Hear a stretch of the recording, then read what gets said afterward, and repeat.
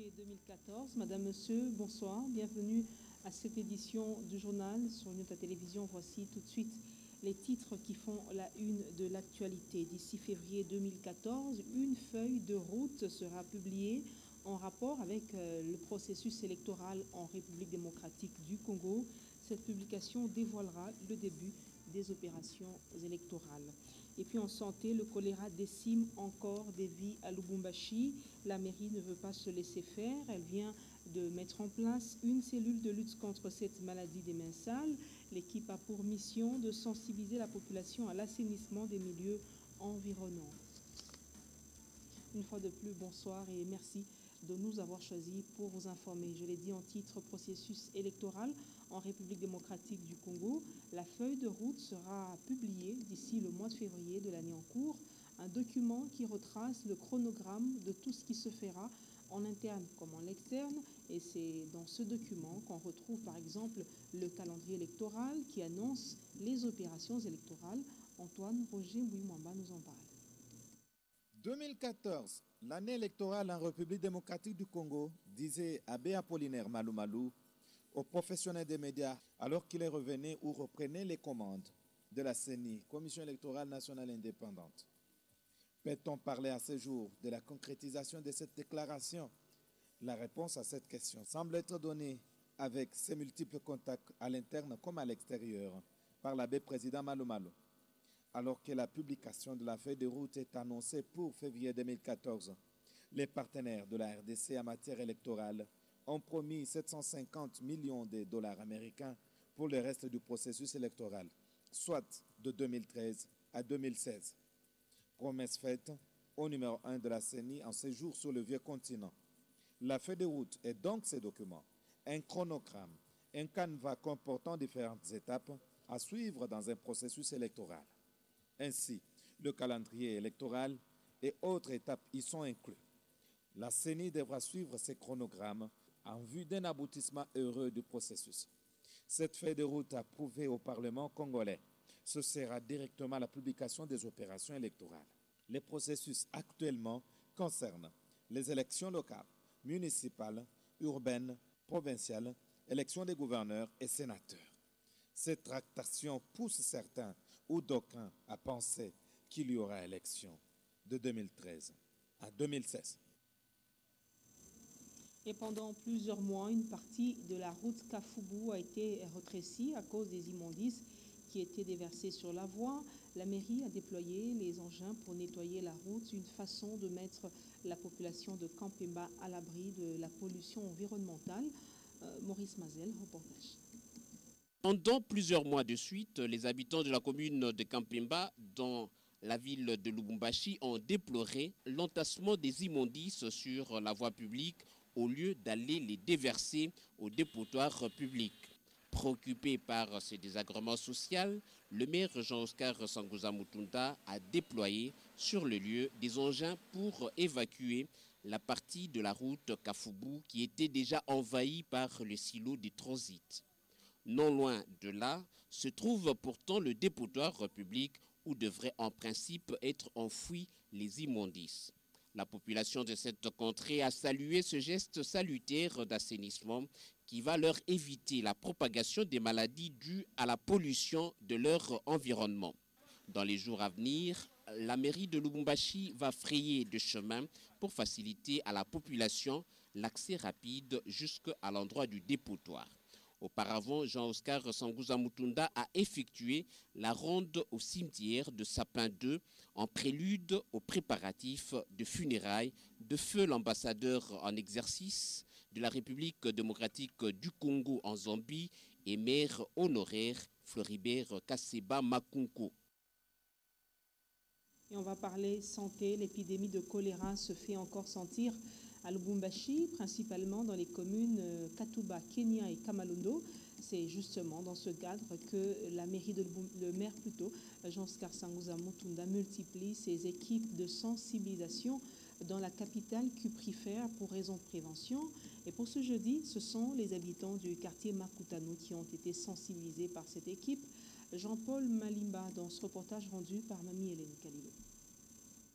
Dans le souci de lutter contre le choléra et autres maladies liées au messal, le maire de Lubumbashi, Jean-Oscar Sangouza, a mobilisé les différents services de l'environnement qui, par la suite, ont sensibilisé les habitants ce jeudi 30 janvier.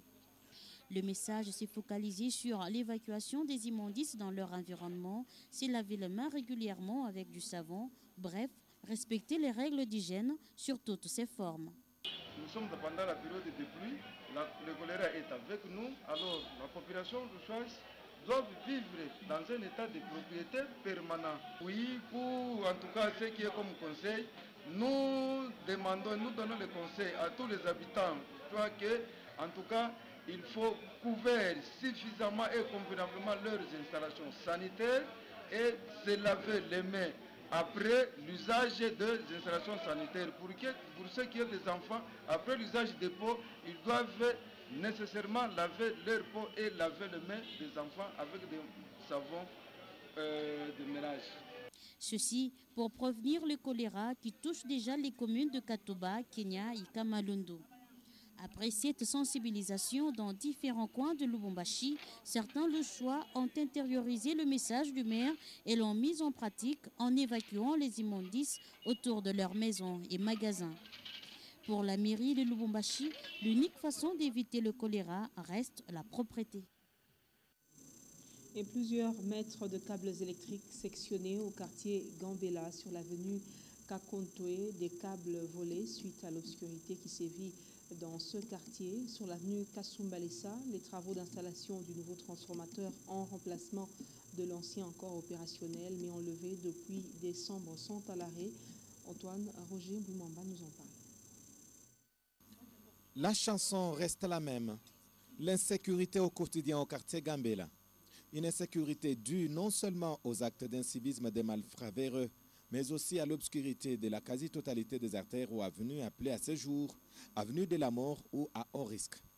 Téné, la nuit du 28 au 29 janvier 2014, l'avenue Kakonte était victime des vols de câbles sur une distance d'environ 1 km.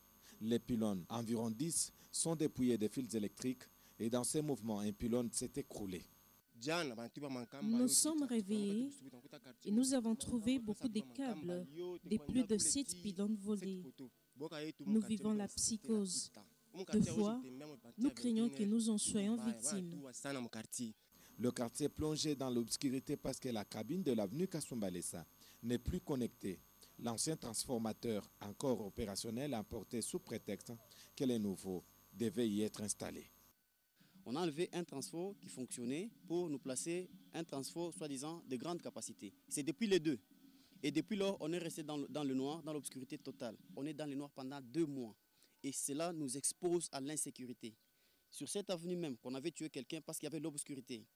Dernièrement, on y avait arrêté par la mairie de Lubumbashi des bandits à main armée, là un peu plus bas, toujours sur la même avenue. Et l'obscurité continue. Faut-il que Moïse soit au four et au moulin, qui viennent taper sur la tête des gens, de certains directeurs de la SN pour qu'on puisse remettre le courant? La situation perdure et c'est depuis début décembre qu'ils étaient rassurés du rétablissement du courant. Entre-temps, les populations de Kasumbalesa et autres avenues subissent les cas d'insécurité au jour le jour. Les malfrats réussissent leurs coups à cause de la négligence de la population. Des hautes herbes un peu partout servent de repères à ces brigands. Mais selon ceux qui travaillent dans cette cabine, les travaux de réfection y entrepris prendront plus ou moins 4 jours. Cependant, la connexion dépend de la société qui dessert en énergie électrique. Toutefois, il se pose un problème de câbles basse et moyenne tension, problème qui pourra entraver le rétablissement rapide du courant. On va parler infrastructure. D'ici peu, la route du Golfe sera totalement opérationnelle. Cette route réaménagée sous financement du gouvernement provincial est en train de revêtir d'une nouvelle robe. Et selon l'entrepreneur, la deuxième couche d'enrobé sera placée sur toute la route jusqu'au terminus Golfe et Jetchala. Reportage. D'ici le mois de mai, les travaux de réhabilitation de la route du Golfe prendront fin. Une précision donnée par les techniciens de l'entreprise commise à cette tâche. Déjà, la deuxième couche d'enrobé est en train d'être coulée. L'agrandissement de la route du Golfe a consisté aussi à élargir de quelques mètres cette route en repoussant les parcelles situées à proximité. Ainsi, Des séparateurs distinguent les deux voies à partir du pont situé sur les lacs artificiels Tchangalele. Le nouvel aspect de la route va limiter des embouteillages et autres perturbations aux heures de pointe. Un peu plus haut, au-delà de l'avenue Chinyama, une voie de la route du Golfe a déjà reçu la première couche d'enrobé et n'attend que la seconde. L'autre voie par contre attend recevoir sa première touche. Des bordures sont placées tout au long de la route et cela avant la construction des canalisations qui s'est fait pratiquement au même moment. Pendant cette saison de fortes pluies, la route du Golfe n'aura pas de problèmes d'inondation, une déclaration du technicien trouvé sur place, car dit-il, toutes les normes ont été respectées. Et on va parler culture. Un diplôme de mérite vient d'être décerné à l'artiste comédien Serge Manseba et son groupe. L'œuvre est d'une corporation des hommes de médias regroupés au sein de la presse progressiste. Ce diplôme de mérite couronne les efforts du groupe Manseba qui joue un rôle majeur dans la société, celui d'éduquer à travers la comédie. Augustin Célestin Muganza pour le reportage. C'est au cours d'une séance de répétition avec tout son groupe que Serge Manseba a reçu la visite surprise des membres d'une structure des journalistes. Ces hommes des médias sont venus féliciter le patron du groupe Manseba pour son sens d'innovation et de professionnalisme dans sa carrière humoristique. Notre association vient de jeter son dévolu sur la modeste personne de Serge Kassadi, dit aussi Manseba. En ce qui les concerne, il a marqué notre époque par un comportement référentiel. Surpris par ce geste, Serge Manseba a remercié tous ceux qui le soutiennent dans son travail de comédien. En premier plan, le couple Moïse et Karine Katumbi. En tout cas, qui nous ferait ça année 2014, tu n'as pas ta brevet à mon ennemi, et puis tu as mis honoré ça. Moi, je vais te pas moi la presse, moi, je vais ça. Et puis, je vais dédié à Madame Karine Katumbi. Na dédié à Papa Moïse Katumbi. Et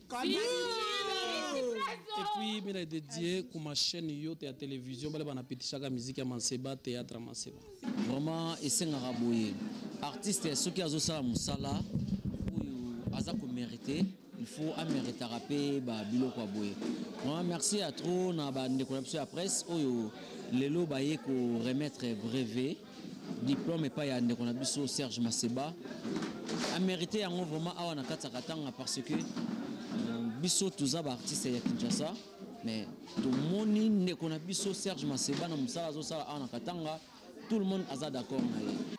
Un motif de joie pour l'ensemble du groupe Manseba qui, en recevant ce diplôme de mérite, promet de surprendre en bien ses nombreux mélomanes car les œuvres de Serge Manseba et son groupe alimentent déjà les conversations au-delà des frontières de la République démocratique du Congo. Et on va parler sport, venant de Kachoboué, âgé de 16 ans, venant de Kachoboué de l'école de tennis du village Kachoboué. Il va passer chez les seniors. Il s'agit de Venant Kachoboué. Pour ce faire, il livre des matchs face aux tennismen venant d'ailleurs. Ce mercredi 29 janvier, il était face à Mademoiselle Riachan des États-Unis d'Amérique. Orphée David Kilinga nous en parle. Toujours dans le cadre de sa préparation avant de monter chez les seniors, Venant Kachoboué continue à affronter les adversaires venant d'autres cieux. C'est le cas de Mademoiselle Riacha de Long Island dans l'État de New York aux États-Unis, avec qui le numéro 1 de l'école de tennis de Kachoboué a joué et gagné en 7. Après ce 7, les deux jeunes tennismen se sont livrés quelques secrets pour améliorer leur jeu. Pour son adversaire, Venant Kachoboué a déjà le niveau de la compétition nationale junior américaine. Il lui faut travailler davantage. Je suis tenniswoman junior. Nous avons partagé nos expériences. Kachoboué est fort. Avec un beau coach, il aura un très bon niveau. Mon souhait est qu'il vienne aux États-Unis d'Amérique.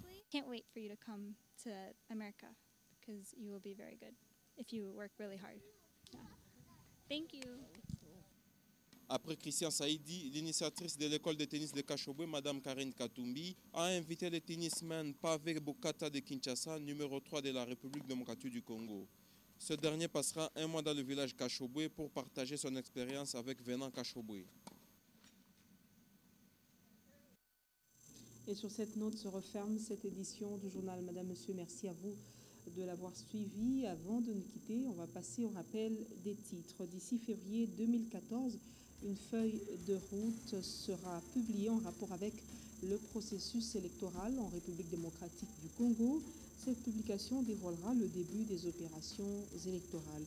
Et puis on a parlé santé au cours de cette édition du journal. Le choléra décime encore des vies à Lubumbashi.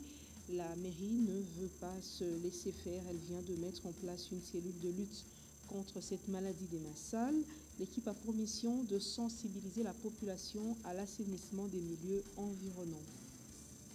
Fin complète de ce journal. Retrouvez Léon Magloire Monga à 23h pour vous informer. Je reviens demain à 17h30 et 19h avec le même réel plaisir. Et je vous dis, Madame, Monsieur, à la force de commencer, il faut joindre le courage de persévérer. Au revoir, à demain.